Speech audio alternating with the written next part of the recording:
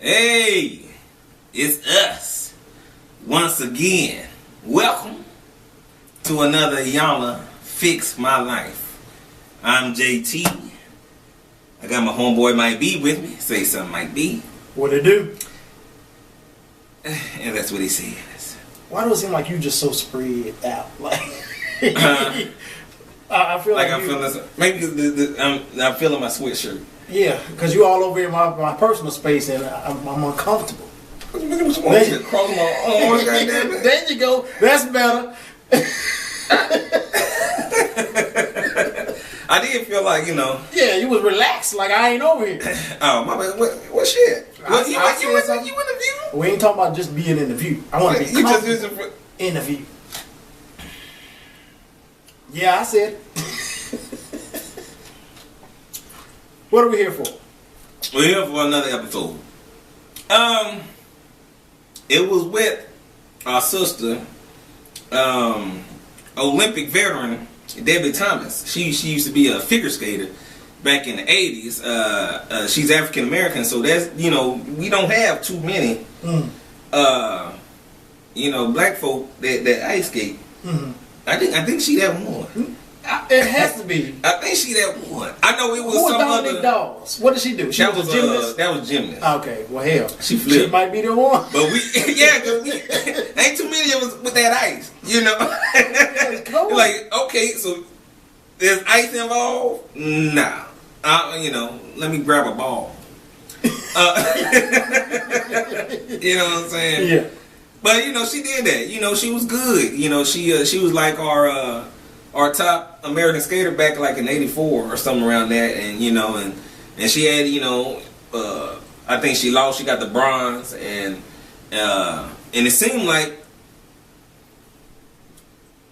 Well, no, I'm gonna keep going on that one. I'll get to my thoughts there. But after the Olympics, I think she lost. She got the bronze, and then I think she got. What did they say? She got married. Between that time, while she was still figure skating, she got married to her first husband, which only lasted like 3 years, and that ended. She was basically saying, that was at her height of being, her figure skating. Yeah. And that didn't work. He was like, "What about me?" Yeah. Type her deal. Celebrity was too big. Yeah. And so that was done. And then she said she went on to pursue her dream of being a doctor, or what is it starts with an O. Orthopedic. But it's orthopedic surgeon. Yeah. Yeah. And so she that's for people like with sports injuries or something, right? Mm-hmm. Okay. Usually that makes sense. Yeah, and it's basically sports medicine. To single it out. But she does that, and she becomes like one of the only African Americans surgeons that work with orthopedics and all of that. And so, she I guess she's doing well for herself as we thought. You would think. She had all this acclaim, but we find out she gets fired from her first job that she was doing as far as being a surgeon. And they say something without cause. Separation without cause. Yeah. That's a good way. Iyanla was like, you got fired. Don't try to pretty it up. You got fired. Yeah. And then the second job, she like same thing. She got fired again. And the third one, which we end up, she had like they offered her a private practice, and that's where we're like in Northern Virginia in the Appalachian Mountains. And I'm thinking she the only black person probably that's out there. I'm like, what are you doing in Northern Virginia? She said, "Hey, she didn't have any choices. They presented her with a choice." So but then she said, and I didn't want. She said it was private practice, and she said I really didn't want to do private practice. Yeah. So that was already a red flag. So I mean, just pushing pause on the story. Yes. How did we get here? Like, how did you get to the point where you were an Olympic medalist? You got your own orthopedic surgeon, so you got some knowledge. She was on the cover of a couple of magazines for both. Yes. And now you in the Appalachian Mountains. You went in the Appalachian Mountains. She was doing a private practice, but that didn't, that fell out. She was like, everything seemed like she can, like, okay, why? they went to her private practice. Like, okay, now why you not here? I ran out of money. They went to her apartment. Why you not here? Ran out of money. And then I'm like, and like you said, like, how did you get here? How did we get here? And then they bring up her, while Iyanla's talking to her, they bring up her son. She has a son with her, I think her second marriage. And around that time when she was at her apartment, she lost her apartment or whatever wherever it was, like housing, whatever it was. And her son was still with her. And she's saying, like, so how you feel going through all of this? You just lost your apartment. Your son is 13 around this time. Mm-hmm. And Iyanla's like, yes, very, a formative age for a young man. And, how do you feel after all of this? Mm-hmm. And she was like, well, I feel frustrated. And she's like, hold up now. And she just ran down everything that we just said. Yeah. You went from, you fell from grace somewhat, and the only thing you can say, I'm frustrated. I'm frustrated. And y'all wanted her to say, I'm pissed off, I'm angry, I don't know how the hell I got here, what the hell's going on? What the hell is going on? Yes. I went into the wrong line. Something, right. And then to talk about her living conditions right now, they even mentioned, Iyanla said, we can't film inside the house because it's infested with bed bugs. With bed bugs. She's in a trailer home with her fiance and his 2 sons. And we find out that they've been getting in fights and stuff. Yeah. And we go back to when she was with her in her private practice. She can't even get on the property no more on the property because they had some domestic disputes at the job, and she act like she ain't know nothing about it. Like what you say? Iyanla was like, hey. So you had altercation at your job? Well, no, I thought you was about to go up to the door. So I was about to walk up there with you. No, she probably had like a little old wart or something. And she probably got one of those ankle bracelets that's beeping right now. Like, you're too damn close. Like, don't you hear that beeping? But yeah, she was just totally oblivious to everything that was going on around it. She was like, you living in this squalor, in this home infested, bed bug infested trailer with this man that's abusing you, and it seems like you're not even worried that your son is gone. What the hell going on? What is going on? Because throughout the episode, not one time was she actually concerned with the fact that her son didn't live there. It seemed like was taking care of. We don't even know the son's name. She didn't even say his name. She said the fiance named Jamie so many times. That was her main focus. Yeah, but we don't even know her son's name. She didn't bring him up. It was always Iyanla. She called Iyanla because she's living in this abusive relationship and she wants to fix him. Yeah, because she don't. Iyanla fix his life. Yeah, fix him. I'm all right.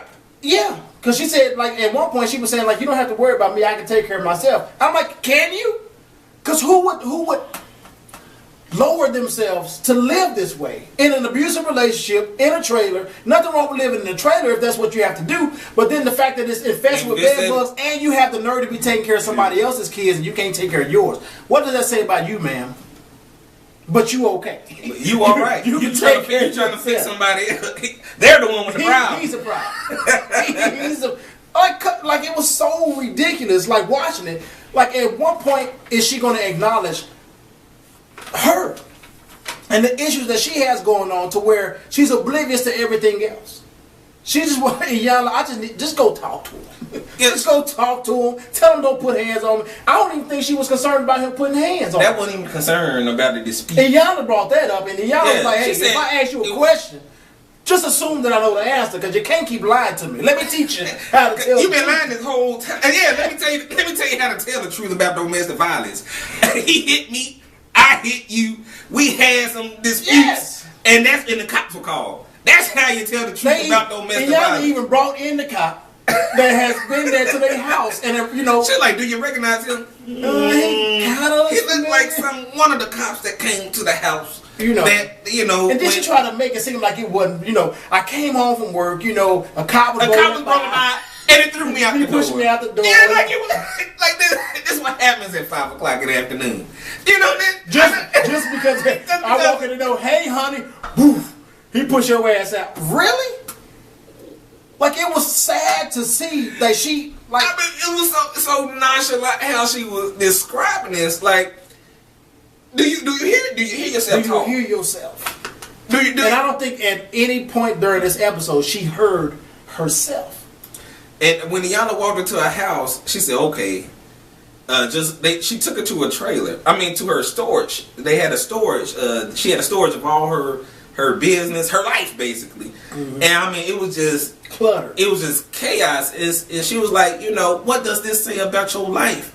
And she was about to give an answer. Like, don't even say nothing. Don't close it up. Just close it up. Yeah. Because y'all already knew she was gonna come up with some type of excuse to make it make sense. Yeah. And it doesn't make sense. It was ridiculous, and that, like I said, she talked about. She's like, okay, I know how your head is. Looking at that, now I'm going to your trailer to see how your heart is. And she went in there, and it seemed like she was only in there for like 10 seconds, and came back out, and she was like, it was just so dark and like a feel of mental illness and all of this. That's when she came up with it. I think when she felt that she had some type of mental illness, I guess. Mm-hmm. And she was on, and that's when she talked to her. She set her down the next day, and she was asking her about, do you think, weren't you diagnosed with something? And she was like, it was like self-diagnosis or some type of deal. I forgot how she put it, but like, don't you have, like, aren't you diagnosed with like bipolarism? And mm-hmm. It seemed like she tried to. She said whatever it was, it had its own diagnosis, but it was similar, to being bipolar. And it seemed like the whole time it seemed like she was just so depressed. But it was like she was just. It was. Can you say depressed? Because she wasn't showing any type of emotion. But depression ain't just just a woe is me. I understand. But I'm saying at no point was she even acknowledging her. She was only focusing on other people. Jamie, mm-hmm. Because day 2, if you recall, when she came back, she was like, what'd she say? She's like, I don't have any real direction in my life. I try so hard to work on it, but he doesn't understand what it takes. What needs to be done.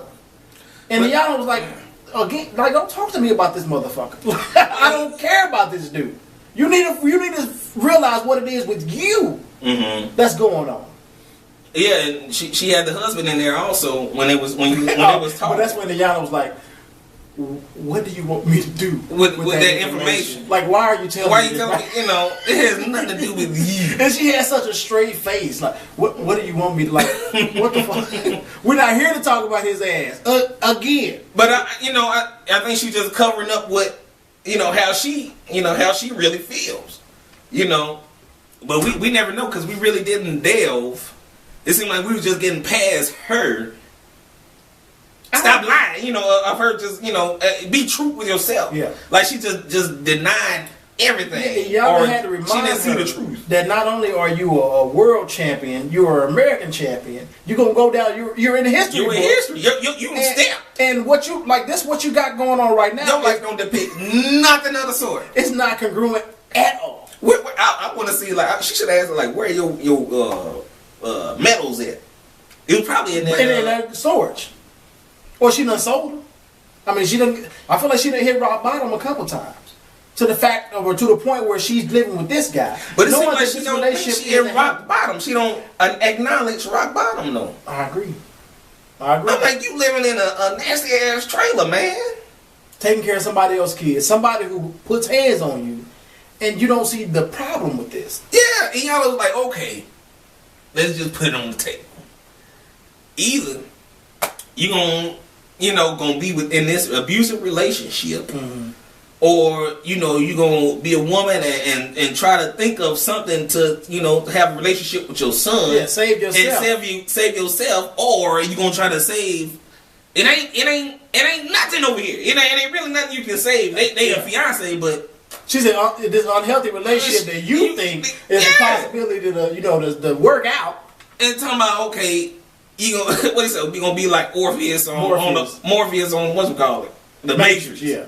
The red pill or the blue pill. She got fancy with it. Yeah. I'm like, why you playing, Iyanla? And she was like, well, I picked old dude. She's not ready to jump ship.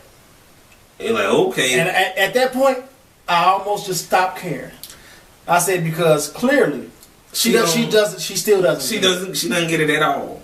And so Iyanla had brung Jamie in. Okay, since you gonna choose that route, I'm gonna try to do something for this. She said either way, is what you want. And so they brought Jamie in. She's like, okay, we know you're alcoholic. So with this, what we're gonna do? We're gonna set you up in a 90-day detox, and you're gonna have supporters there and counselors, to help you out with your alcoholism. Get them on the right path. And my man said, "Can I have 1 minute, 1 moment? Can I leave real quick and talk to her?" And so I'm thinking they about to deliberate. Yeah, he went outside. No, he went outside and called his mama. He ain't say shit. Like what was the How to Be a Millionaire call? A lifeline. Yeah, lifeline. Can I get a lifeline, please? And this dude was so country. He was like, "Mama, have you ever seen Dr. Phil when they say they're gonna take you to a detox?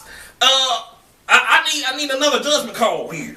And I'm like, "What the hell is going on?" But if you recall, while he was talking to his mama, old girl was like, "You don't need no detox. You all right?"